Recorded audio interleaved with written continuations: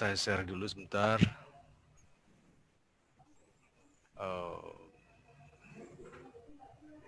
Mana dia? Nah, kenapa Zoom?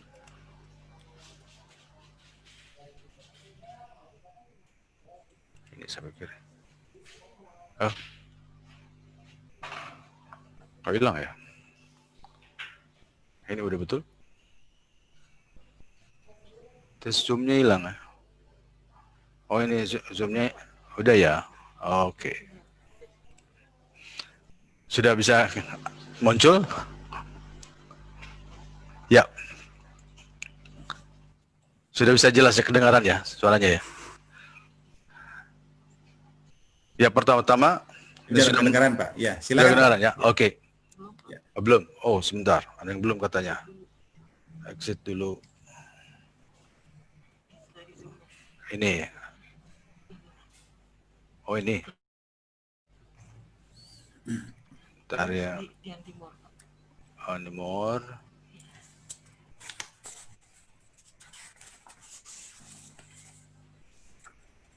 Apa tadi? Ya. Ya. Sebentar ya, kita sedang memasukkan lagi. Ada gangguan sedikit tadi. Iya, oke share.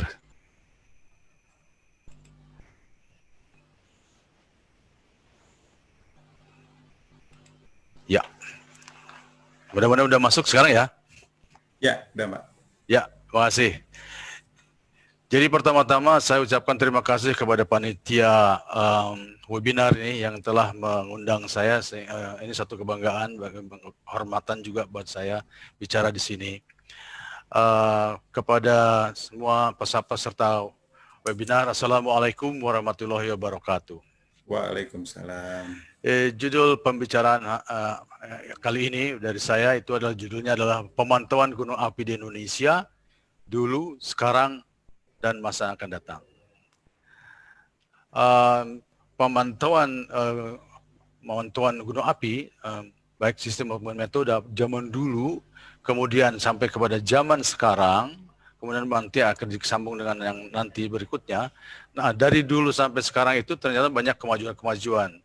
Yang dulu adalah sifatnya peralatan yang pemantauan visual dan peralatan seismik, itu yang sifatnya analog, kabel, dan kemudian itu memang ada kata itu. Tetapi sudah sekarang ini sudah banyak kemajuan menjadi bahkan pemantauan visual dan peralatan itu seismik maksudnya itu sudah melalui digital regular center, kemudian juga dikirim via satelit datanya, sehingga datanya lebih cepat, akurat, dan interpretasi mitigasi pun menjadi cepat.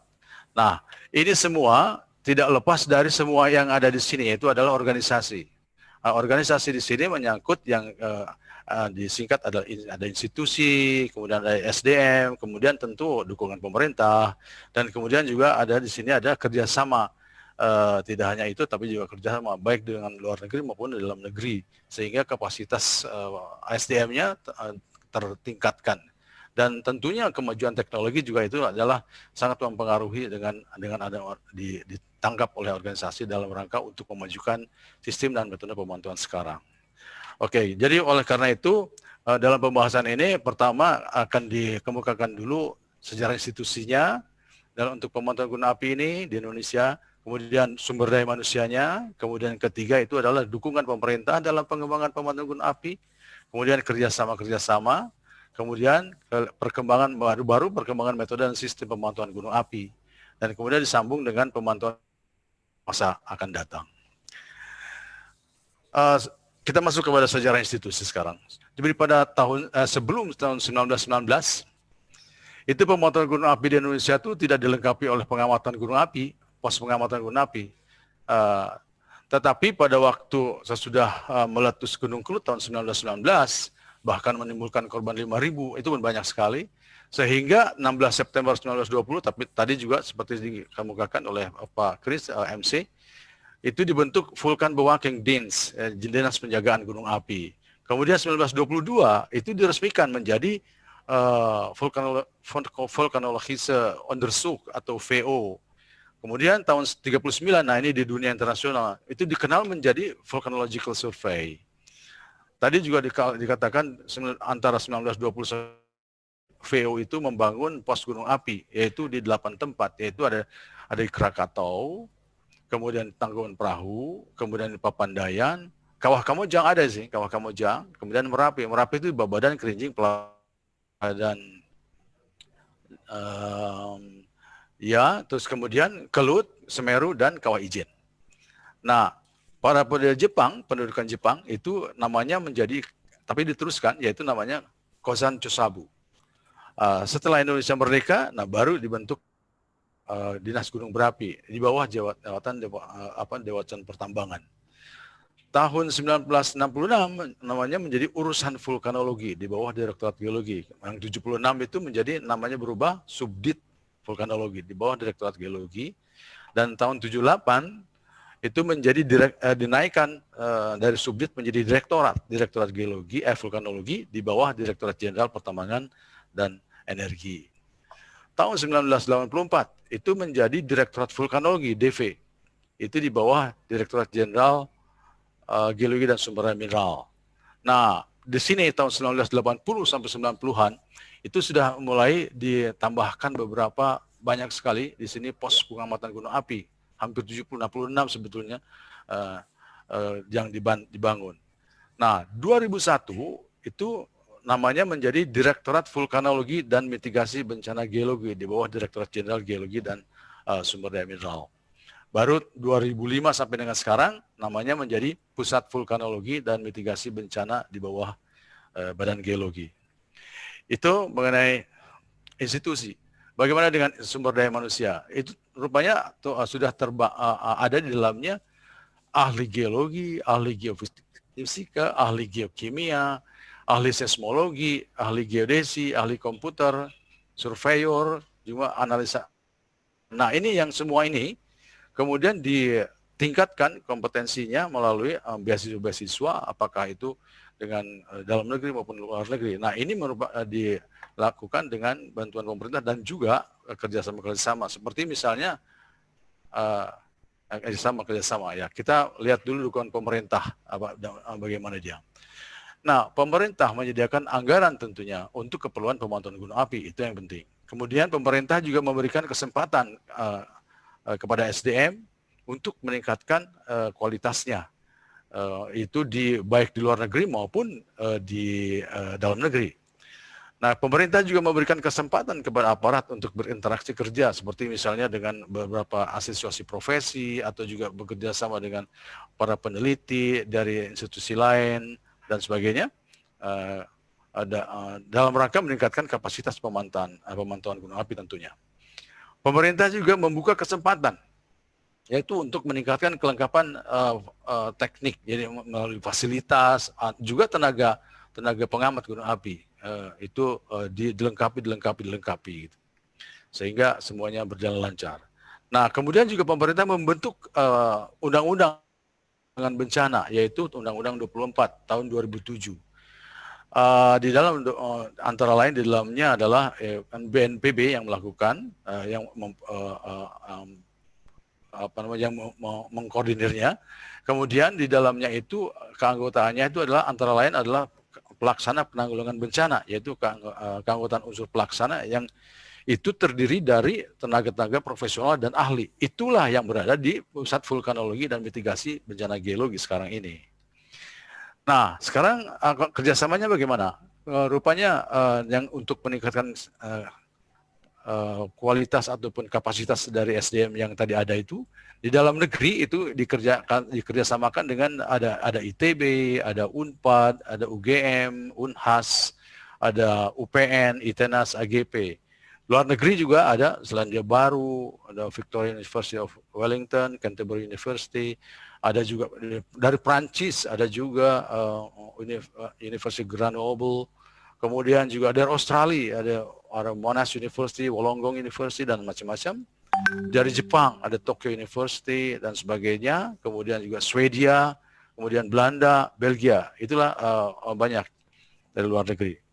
Nah, kemudian di samping kerjasama untuk ada juga kerjasama di bidang manajemen, riset, dan peralatan dengan institusi lain dalam negeri dan luar negeri. contoh yang dalam negeri BPPT pada waktu itu. Ini kaitannya dengan pada waktu kita itu Argos ya, mengaplikasikan satelit Argos dalam rangka untuk keperluan mitigasi untuk seismologi dan deformasi, khususnya untuk gunung api yang remote, yang susah dijangkau. Kemudian kalau dulu namanya Bakornas, sekarang kan jadi BNPB. Ini juga banyak kerjasama, antara lain kerjasama riset dan juga kerjasama dengan peralatan-peralatan. Ini saling sharing. Dengan luar negeri, ada Amerika, USGS, United States Geological Survey. Kemudian ada di Jepang, Kyoto University, ada juga JICA, Prancis dengan BRGM-nya, Jerman dengan Direktorat Geologinya dan LIPI-nya Jerman. Kemudian Australia dengan Bureau of Meteorology, ini Aviation Safety ini sini. Kemudian Belgia, Italia juga. Nah, kemudian kerjasama juga dengan organisasi profesi. Itu adalah dalam rangka untuk meningkatkan kompetensi sumber daya manusia. Misalnya kalau di dalam negeri itu ada IAGI, ada HAGI. Jadi setiap ada pertemuan ilmiah tahunan, kemudian melaksanakan kiprahnya atau melaksanakan hasil karyanya dari SDM-SDM kita, sehingga berani di dalam berdiskusi dan juga mengungkapkan pendapat di dalam tentang pemantauan gunung api di Indonesia, baik di dalam HAGI, IAGI, MAPIN itu Masyarakat Pemindahan Jauh Indonesia, dan juga di API, Asosiasi Panas Bumi Indonesia. Ini juga pernah dilakukan itu. Kemudian di dalam untuk luar negeri, di sini ada IAFSE, International Association of Volcanology and Chemistry of Earth Interior. Kemudian ada WOFO, jadi di sini adalah organisasi dunia tentang pengamat gunung api. Kemudian ada GEOC, Geologinya Asia Tenggara, IUGS, International Union of Geological Sciences. Kemudian ada UNESCO, United Nations of Education, Sciences and Culture Organization. Itu dia kerjasama. Nah, sehingga dengan kerjasama, bantuan pemerintah, kemudian juga SDM, dan ada semuanya itu, bagaimana sekarang perkembangan metode dan sistem pemantauan gunung apinya di kita di Indonesia. Jadi mulai tahun 1924, jadi ini adalah zaman Belanda nih, pengamatan visualnya ada, kemudian pengamatan kegempaannya itu dilakukan atau dibuat atau menggunakan seismograf mekanik Wiechert. Jadi pada waktu itu pernah ke Agung dan Merapi melihat satu bandul besar seismograf mekanik Wiechert yang juga masih dipakai. Kemudian tahun 1960-an itu sudah pemantauan gunung api mulai menggunakan seismograf elektromagnetik. Seismograf elektromagnet. Nah, ini diplot ke dalam kertas asap waktu itu. Jadi koneksi antara dari tempat seismometer, tempat penangkap gempa itu, ke pos pengamatan gunung api itu digunakan sistem kabel. Nah, tapi ada maju lagi tahun 80 bahwa pemantauan gunung api itu menggunakan tetap seismograf elektromagnet, akan tetapi sudah menggunakan kertas dan tinta. Kemudian sistemnya juga sudah telemetri, tidak pakai kabel lagi.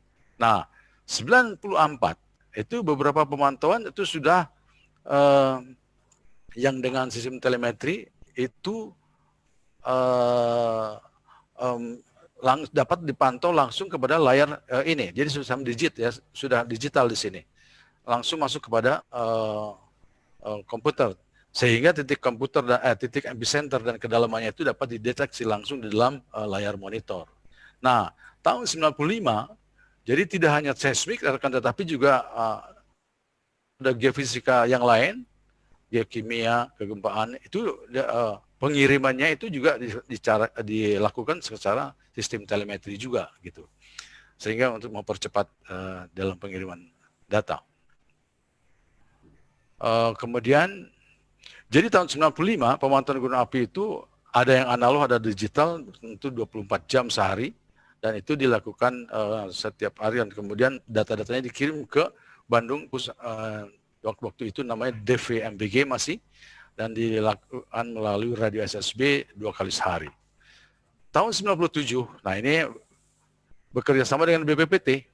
Ini tadi yang saya sebut bahwa ini adalah dengan BPPT, Badan Pengkajian dan Penerapan Teknologi, itu bidang satelit teknologi transfer for Indonesia. Jadi itu Satin dulu. Ini untuk pengembangan penggunaan satelit Argos dengan kegunaan untuk kegempaan dan deformasi untuk gunung api yang remote. Nah, tahun 2000 mulai dibangun metode namanya Regional Center atau pemantauan kegiatan gunung api yang terpadu yang dipantau dari salah satu. Ada 7 waktu itu. Pertama di Bali, Gunung Agung dan Batur. Ini dipantau dari pos gunung api Batur di Rendang, Desa Rendang. Kemudian yang kedua itu adalah di Jawa Barat, itu di Gunung Guntur, Papandayan dan Galunggung. Itu dipantau dari pos gunung api Guntur di Garut. Kemudian di Sulawesi Utara itu ada 3, Gunung Lokon, Gunung Soputan, Gunung Mahawu.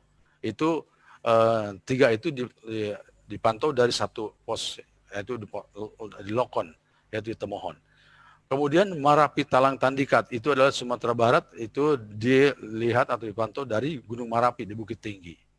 Kemudian yang kelima, Ibu Gamkonora Dukono itu di Halmahera.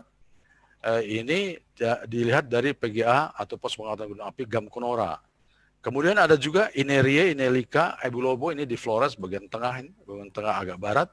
Ini dipantau dari pos Ebulobo di Bajawa.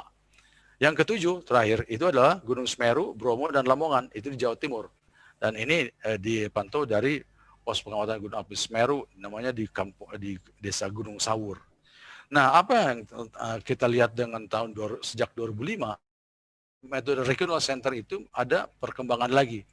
Perkembangannya itu adalah bahwa Gunung Guntur, Galunggung dan Papandayan itu tetap ada, akan tetapi sudah ditambah dengan ada penambahan di Jawa Barat itu adalah ada Ciremai, Salak, Gede dan Tangkuban Parahu, dan itu langsung dikirimkan ke Bandung.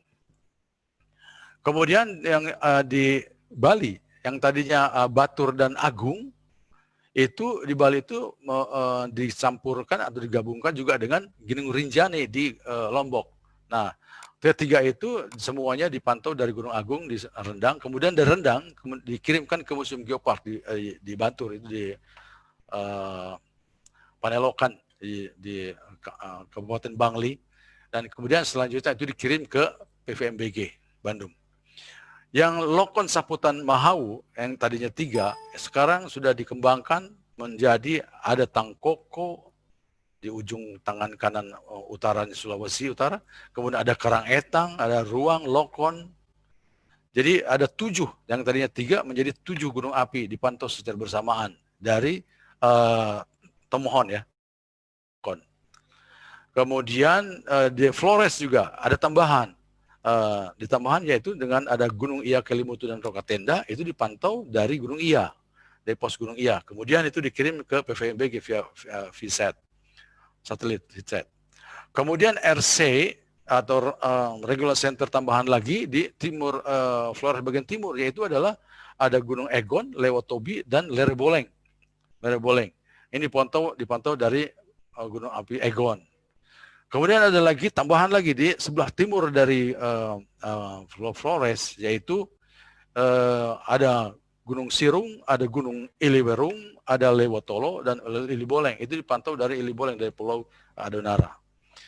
Yang terakhir itu adalah Regional Center Ibu Gamkonora Dukono. Nah, ini dikembangkan menjadi ada tambahan dengan adanya Gamalama dan Kibesi, dan semuanya itu adalah dipantau semuanya di Gunung Gamalama, dan dari Gamalama dikirim ke Bandung. Gamalama itu Ternate ya, kirim ke Bandung. Maaf, waktunya itu 5 menit lagi Pak. 5 menit lagi, oke, terima kasih. Jadi itulah kita lihat bahwa se-Indonesia ini dulu itu hanya 7, yang merah itu yang dulu, yang 90 sampai 2005, 1, 2, 3, 4, 5, 6, 7, tetapi sekarang sudah nambah, yang hitam itu adalah yang dikembangkan, yang dibesarkan dari yang 2 di Bali ini jadi 3 dengan Rinjani. Kemudian di Flores yang tadinya hanya 1 yang merah situ, sekarang udah ada tambahan 2 di tengah, Flores Tengah dan Flores Timur, ditambah di Pulau Adonara dan Iliwurung itu menjadi bertambah. Kemudian juga yang di Sulawesi Utara yang tadinya hanya Lokon, Soputan dan Mahau itu sudah sekarang ditambah dengan yang sebelah utara lagi, Karangetang, Ruang, Awu dan Tangkoko, sehingga itu menjadi 7 gunung api. Dan yang terakhir itu adalah di Halmahera yang ditambah dengan Ternate ya, sehingga yang tadinya 3 Ibu Dukono dan Gamkonora, tetapi sudah ditambah menjadi Kibesi dan Gamalama, sehingga semuanya dari Gamalama itu menjadi. Nah, sehingga totalnya regional center yang ada sekarang saat ini di Indonesia itu adalah menjadi 10 tempat. 10 tempat. Jadi 10 regional center. Itulah kemajuan yang pesat. Contohnya adalah ini Salak Gili Tangguhan Perahu ini Jawa Barat ini langsung ke Bandung. Sedangkan yang ini tadinya adalah Guntur Papandayan Galunggung, itu juga ke Bandung. Sesudah dikumpulkan di Guntur baru dikempin ke Bandung. Contoh lain yang tadinya itu yang di 3 lokasi Lokon, Mahau, Soputan sudah ditambah dengan Awu yang utara sana, pulau-pulau, Ruang, Tangkoko, masuk ke Lokon semua, Lokon dikirim ke Bandung. Contoh lain, di Flores Tengah itu begini, Inelika, Obo, satu regional center. Kemudian ditambah Iya, Kalimutu dan Rokatenda, satu regional center. Ditambah lagi sebelah timurnya lagi, Flores bagian timur, itu ada Egon, Lerboleng, Lewotobi. Itu satu regional center. Dan lagi di sebelah timur Pulau Flores itu ada Pulau Adonara, itu adalah ada Iliboleng, Lewotolo, dan Sirun. Yang menjadi itu adalah satu regional center. Jadi total menjadi 10 regional center.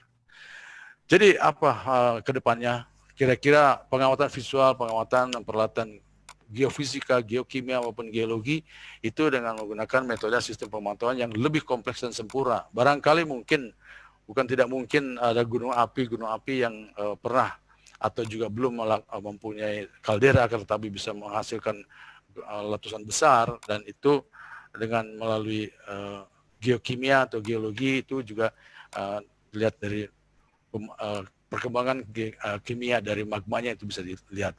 Kemudian peralatan seismik menggunakan sistem digital itu lebih sempurna, itu ada sangat akan terjadi. Kemudian pengiriman secara cepat juga dengan sesuai dengan kemajuan iptek, tentunya juga itu adalah jasa satelit, tentunya itu akan lebih akan terpakai terus dan kemudian memungkinkan juga adanya saling sharing data antar negara-negara yang mempunyai gunung api. Itu memungkinkan, mengingat Indonesia ini sebagai negara terkaya akan gunung api aktif di dunia, jadi memungkinkan Indonesia menjalin kerjasama, membantu negara yang bergunung api di kawasan seperti misalnya di Asia Pasifik atau bukan di luar Asia Pasifik, seperti itu. Itu barangkali, sehingga dalam penutupnya sampai dengan saat ini sudah 80% di Indonesia telah menggunakan sistem digital dari hasil pemantauan di hampir semua pos gunung api di Indonesia. Kemudian hasil pemantauan saat ini yang penting bahwa sebelum 1990 kita lihat jumlah korban jiwa itu dulu itu jauh lebih besar dari jumlah pengungsi. Tapi sesudah tahun 80-an atau 70-an ke sini, itu jumlah pengungsi itu jauh lebih besar dari korban jiwa. Apa maknanya dari sini? Itu berarti bahwa sistem mitigasi kita itu sudah berjalan baik gitu. Jadi pemantauan di masa mendatang, saya pikir aplikasi teknologi, kecepatan perolehan data, kecepatan transfer data, kerjasama dengan luar negeri, atau dengan negara tetangga, itu pasti akan lebih menonjol. Saya pikir itu yang dapat saya sampaikan, mudah-mudahan bermanfaat. Terima kasih.